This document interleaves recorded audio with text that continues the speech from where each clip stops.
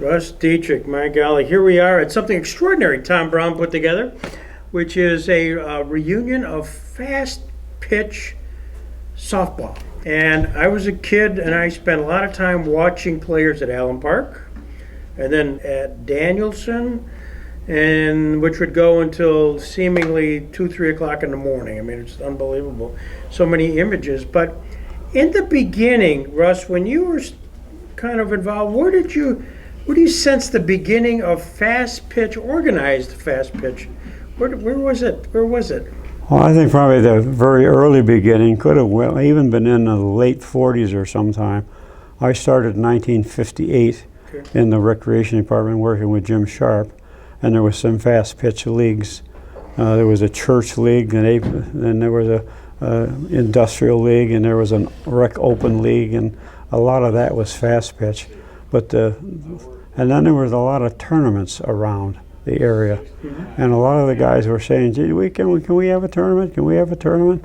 So we started in the 50s and that period of putting together the fast pitch tournament at Danielson Stadium in Bergman Park, and teams come from quite a distance. And a lot of the players that played in Jamestown, they got on teams.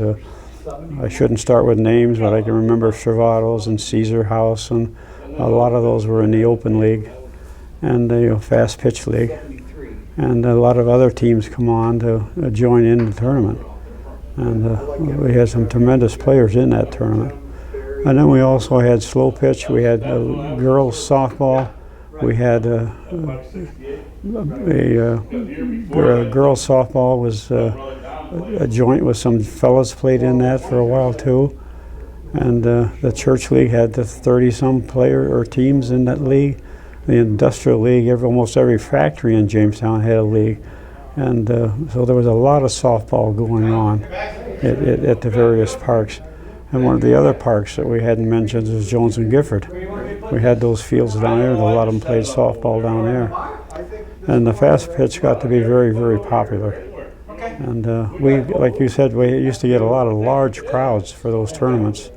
And it played well into after 11 o'clock sometimes. There was an 11 o'clock curfew that the city had, but it was not enforced really at Bergman Park because the neighbors back in and around Bergman Park did not complain about the softball.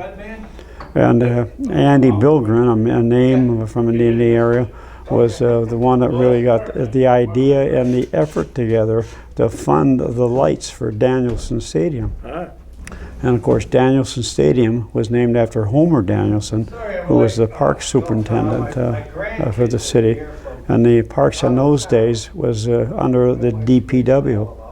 And it went for a while, and then they made it Parks, Recreation, and Conservation Department. But softball's always been a major port. And the softball, we started some slow pitch at softball up in Allen Park. And I remember that was strange to us here. And I think it was in Cleveland where they were having a national softball tournament. And I went out there and watched that, and boy, it was fascinating. They were just tossing the ball and they were hitting it 40 miles away, and it was just great. But the softball fast pitch was really the gem of all of them. So during that time period, Russ, was there a structured city league? Again, you mentioned Stravatos and Caesar House, and yeah, so there was a city rec open league. Okay.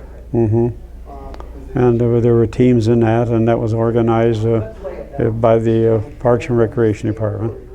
By the division, the Recreation Division of the Parks and Recreation. Because the Open Division was the premier division. Premier, yes. And so many of the sponsors, and they had wonderful talent on their teams. You think about guys like Jim Adamczak and his brother Steve Adamczak were great pitchers in that program, and there were a lot of other ones. And there were some baseball players that come on in to play softball. And then back in those days, I remember Al Ayers told us on the high school baseball team, if I catch any of you guys with a softball at Lincoln, because he lived just beyond Lincoln School, and playing softball, he says, don't come out for baseball. But I think it had that reputation of totally screwing up your baseball Yes. swing.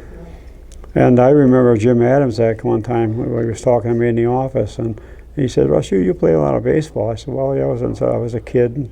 And I played my senior year in high school, and then I played in the Industrial League with Modern Rockwell and the Semi-Pro League." He says, "You never played softball?" I says, "No, not really." I told him Al Ayer's story, and I said, "So much of us just played baseball." He says, "Can you hit a softball?" I said, "I don't know. I've never really tried it." He says, "Sometime let's go up to Allen Park." I said, "What do you want to do at Allen Park?" He says, "I'll pitch to you and see if you can hit the softball."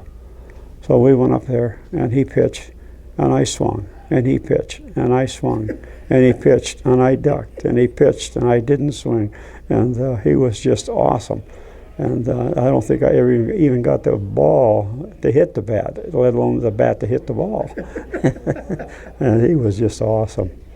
And all of the teams around the area in the other leagues and the other tournaments always looked to get him to come and play and pitch for their team. The tournaments in Erie and the tournaments, and they had great tournaments in Warren. Warren had a great softball program. And he played in most all of those. And his brother Steve, as I said, I think I said he worked at Crescent Tool, and he pitched for them in the Industrial League. And he was very good.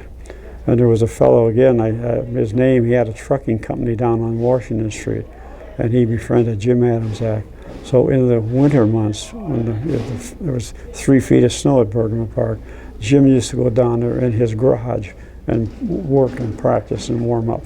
No kidding. So he was just awesome. Was there an open division, and then there was an industrial league as well? Yes, there was an open division, there was an industrial league, and there was eventually a slow pitch.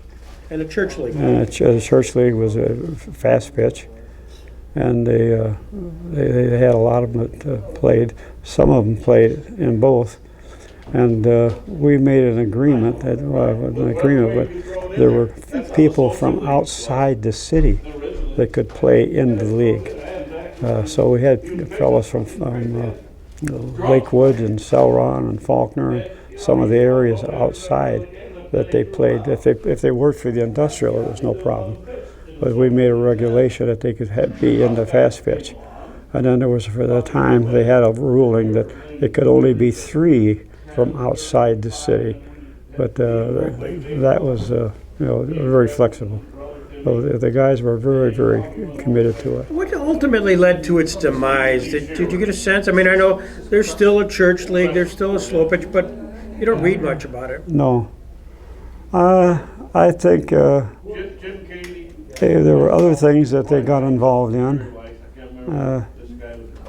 the players, and so I just think it was not in demand as much as it was. I don't know if it was not interested in it. And the baseball had the same thing. We had a great baseball program. We had the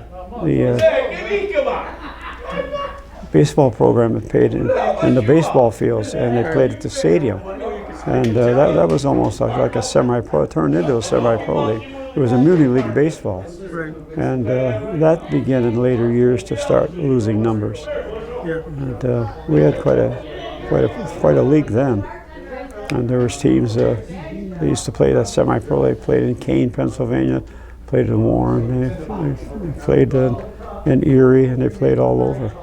So and it was big in baseball and softball were big in Bus Side. Yeah. They had a big complex down there. Yeah. So there was a lot of it going on. Well, this has been great, Russ. I mean, in the beginning, there was Russ Diethrick on everything. Well, it's been great, Russ. Thanks for sharing this. No, thank you for launching doing us. it. Thank you for being here.